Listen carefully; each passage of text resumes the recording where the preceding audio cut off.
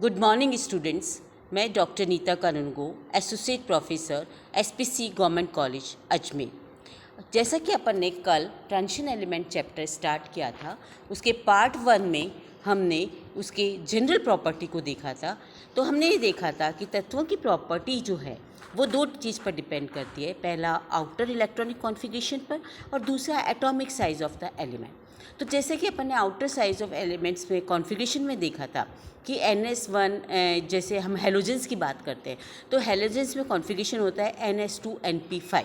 तो हम देखते हैं कि क्लोरीन में है 3s2 3p5, ब्रोमीन में होता है 4s2 4p5 और आयोडीन में होता है 5s2 5p5। इनमें हम फिर भी इनके गुणों में भिन्नता है। इसका कारण है क्लोरीन एक गैस है, ब्रोमीन एक द्रव है और हेलोजन एक ठोस होता है, यानी आयोडीन एक ठोस होता है। तो इस तरह से हम कह सकते हैं कि कुछ समानता पाई जाती है पर सभी समानता नहीं होती। इन उपयुक्त दोनों कारकों को जब हम संक्रमण तत्वों में हम देखते हैं तो सभी संक्रमण तत्व के बाह्यतक इलेक्ट्रॉनिक विन्यास NS2 या कभी कभी NS1 होते हैं। अतः इन सभी गुणों में समानता होनी चाहिए। तीनों संक्रमण श्रेणियों में सर्जिक त्रिज्या के मान निम्न सारणी में दिए गए हैं। हम इनमें देखते हैं कि उपयुक्त सारणी का देखने पर हमें पता चलता है कि प्रत्येक संक्रमण श्रेणी में परमाणु क्रमांक बढ़ने के साथ साथ परमाणुीय आकार में तो कमी होती जा रही है, लेकिन बहुत कम, और वह भी बीच के तत्वों में आकार बिल्कुल सिमिलर हो गया और बाद में आकार बढ़ गया। ऊपर से नीचे आते हैं तो जैसे जैसे एक शैल बढ़ रहा है इनके आकार में वृद्धि हो जाती है। पर ये वृद्धि भी हम देखते हैं कि सेकंड ट्रांजिशन एलिमेंट सीरीज़ और थर्ड ट्रांजिशन एलिमेंट सीरीज़ में ये वृद्धि लगभग सिमिलर हो जाती है। तो इस तरह से हम देखते हैं कि एक संक्रमण श्रेणी में तत्वों की त्रिज्यों का समानता का कारण है स्क्रीनिंग इफेक्ट, जबकि ऊपर से नीचे जब हम आ रहे हैं वो कारण है लेंथिनाइट कॉन्ट्रैक्शन। जो द्वितीय व तृतीय संक्रमण श्रेणी के तत्वों में हम देखते हैं तो लेंथिनाइट कॉन्ट्रैक्शन के कारण जो लेंथिनम 57 के बाद और इसके बाद देखते हैं हम हेफनी के बाद 14 इकाई जो आ जाती है, उनके कारण yttrium second transition element series और थर्ड ट्रांजिशन एलिमेंट सीरीज यानी लेंथिनम और हेफनियम के बीच की 14 एलिमेंट तत्व आ जाने के कारण हेफनियम से लेके ऑरिक तक के एटॉमिक रेडियाई जो है वो काफ़ी डिक्रीज हो जाती है, और इतनी डिक्रीज हो जाती है कि एक कोश बढ़ने पर जो बढ़नी चाहिए उससे भी वो उसके बराबर हो जाती है, यानी एक कोश को सेटल कर देती है। तो उपयुक्त कारणों से हम देखते हैं कि प्रथम संक्रमण श्रेणी में गुण द्वितीय व तृतीय श्रेणी से भिन्न हो जाते हैं और द्वितीय व तृतीय संक्रमण श्रेणी के गुण परस्पर ज़्यादा समानता रखते हैं। संक्रमण श्रेणी के तत्वों में लंबवत समवर्गीय तत्वों की तुलना में हम राइट टू लेफ्ट जाने के ये कैरेक्टर्स को हम ज़्यादा स्टडी करते हैं। अब आते हैं हम नेक्स्ट, जो सबसे पहला टॉपिक एक तरह से बन जाता है वो है प्रथम संक्रमण श्रेणी में इलेक्ट्रॉनिक कॉन्फ़िगरेशन। जैसे कि अपन देखते हैं इलेक्ट्रॉनिक कॉन्फ़िगरेशन भरते वक्त हम ऑफो प्रिंसिपल और हुन्स रूल को फॉलो करते हैं। यहाँ पर हम देखेंगे स्कैंडियम से जिंक तक के कॉन्फ़िगरेशन को। आप देखिए स्कैंडियम 21 कॉन्फ़िगरेशन है 1s2, atomic number 21, 1s2 2s2 2p6 3s2 3p6 3d1 and 4s2।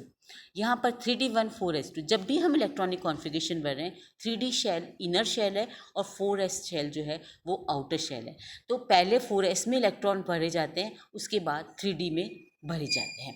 तो यदि हम जब इसमें से इलेक्ट्रॉन निकालेंगे तो पहले इलेक्ट्रॉन 4s से निकलेंगे और बाद में 3d से निकलेंगे। स्कैंडियम के बाद टाइटेनियम आता है, argon 3d2 4s2, vanadium argon 3d3 4s2, chromium ये एक एक्सेप्शनल है। फर्स्ट ट्रांजिशन एलिमेंट सीरीज में क्रोमियम और कॉपर इलेक्ट्रॉनिक कॉन्फ़िगरेशन 24 और 29, ये कॉन्फ़िगरेशन जो है वो काफ़ी सिमिलर होते हैं। इस कारण क्रोमियम में हम देखते हैं कि जो कॉन्फ़िगरेशन है वो 1s2 2s2 2p6 3s2 3p6 3d5 4s1 है। यहाँ पर जो इलेक्ट्रॉन 4s2 से था उससे एक इलेक्ट्रॉन इधर ले लिया, 3d5 में आ गया और 4s1 हो गया। यहाँ 3d5 में जो इलेक्ट्रॉन आ गया ये कारण है half filled state more stable होती है, इसलिए क्रोमियम का कॉन्फ़िगरेशन 3d5 4s1 है। उसके बाद है manganese 3d5 4s2, iron 3d6 4s2, cobalt 3d7 4s2, निकल 3d8 4s2 and than copper में भी यहाँ पर 3d10 4s1 हो जाता है। इसका कारण है कि कॉपर में भी क्रोमियम की भांति एक इलेक्ट्रॉन 4s से ले लेता है और ये फुलफिल्ड स्टेट मोर स्टेबल हो जाती है, तो यह इस तरह से स्थायी विन्यास प्राप्त कर लेता है। उसके बाद है जिंक 3d10 4s2। तो इस तरह से कॉन्फ़िगरेशन को, इलेक्ट्रॉनिक कॉन्फ़िगरेशन फिल किया जाता है। अब इलेक्ट्रॉनिक कॉन्फ़िगरेशन में जो है, इसके दूसरा टॉपिक जब हम आ जाते हैं वो होता है परमाणुीय त्रिज्या तथा आयनिक त्रिज्या। अब यहाँ जैसा भी मैंने पहले भी बताया था कि किसी भी परमाणु के बाह्यतम इलेक्ट्रॉन एवं नाभिक के मध्य दूरी को परमाणुीय त्रिज्या कहते हैं। प्रथम श्रेणी के संक्रमण तत्वों की परमाणुीय त्रिज्या जैसा कि सारणी में दी है, स्कैंडियम से जिंक तक वो त्रिज्या लिखी हुई है 1.62 एंगस्ट्रॉम, 1.47, 1.34, 1.27, 1.26। आयरन के केस में 1.26, 1.25, 1.24, 1.28, 1.38। अब हम यहाँ पर हम एक बात देखेंगे कि बढ़ती हुई परमाणुओं की संख्या के साथ परमाणुईय त्रिज्या में कमी आ रही है, लेकिन ये कमी बहुत अधिक नहीं है, त्रिज्या कम हो रही है। और बीच के तत्वों में आप देखिए आयरन, कोबाल्ट, निकेल ये की परमाणुईय त्रिज्या, जैसे मैंगनीज की देखिए 1.26, आयरन 1.26 एंड कोबाल्ट 1.2 काफ़ी सिमिलर हो जाती है। तो इसे हम कहते हैं एटॉमिक त्रिज्या जो है वो दो कारकों पर डिपेंड करती है। पहला बाह्य इलेक्ट्रॉन के नाभिक के मध्य आकर्षण और दूसरा जो है वो परिरक्षण प्रभाव। अब ये होता है बाह्य इलेक्ट्रॉन में नाभिक के मध्य आकर्षण है क्या? संयोजकता या बाह्यतम परिधि वाले इलेक्ट्रॉन कितने तीव्र आकर्षण बल द्वारा नाभिक से बंधे रहते हैं या कितना आकर्षण होता है परिधि के इलेक्ट्रॉनों से, इससे साइज का पता चलता है। परमाणु आकार उतना ही छोटा होगा जितना ज़्यादा अट्रैक्शन होगा और प्रोटॉनों की संख्या से वो डिपेंड करता है।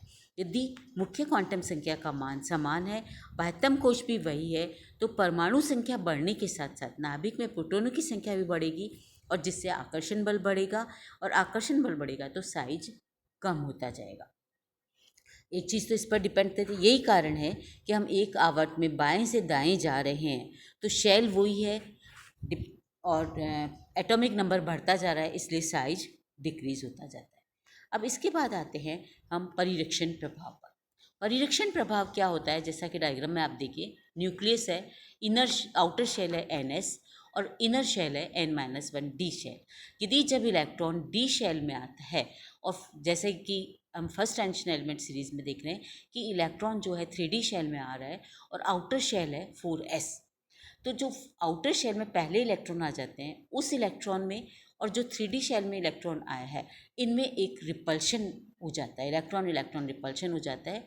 और ये रिपल्शन हो जाने के कारण जो साइज होना चाहिए वो साइज वापस थोड़ा बढ़ जाता है। इस प्रभाव को हम परिरक्षण प्रभाव कहते हैं। और ये परिरक्षण प्रभाव फर्स्ट टेंशन एलिमेंट सीरीज में आ जाने के कारण यहाँ पर जो साइज अपन ने देखा एटॉमिक रेडियस, ये जितनी होनी चाहिए उतनी नहीं होकर लगभग सिमिलर हो जाती है। इसका कारण भी यही है, ये परिरक्षण प्रभाव है। बाह्यतम कोश और संयोजकता प्रवृत्ति वाले इलेक्ट्रॉन व नाभिक के मध्य कितने इलेक्ट्रॉन हैं? नाभिक व बाह्यतम इलेक्ट्रॉन के मध्य जो इलेक्ट्रॉन होते हैं ये ऋणाभिषित होने के कारण बाह्यतम इलेक्ट्रॉनों को प्रतिकर्षित कर देते हैं और आकार बढ़ जाता है।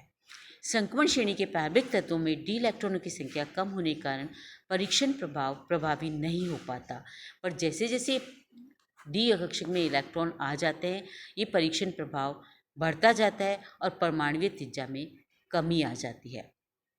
इसीलिए इनके जो बीच के इलेक्ट्रॉन है आयरन, कोबाल्ट, निकेल, इनकी परमाणुीय त्रिज्या लगभग समान हो जाती है।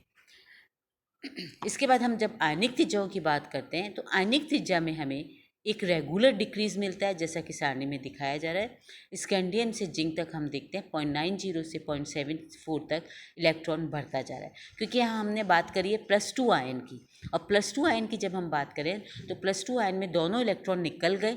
अब हमारे पास केवल इलेक्ट्रॉन न्यूक्लियस में प्रोटॉन रहे और बाह्यतम शेल में इलेक्ट्रॉन रहे, तो एक रेगुलर अट्रैक्शन रहता है, तो इसके कारण एक हमें रेगुलर डिक्रीज मिलता है।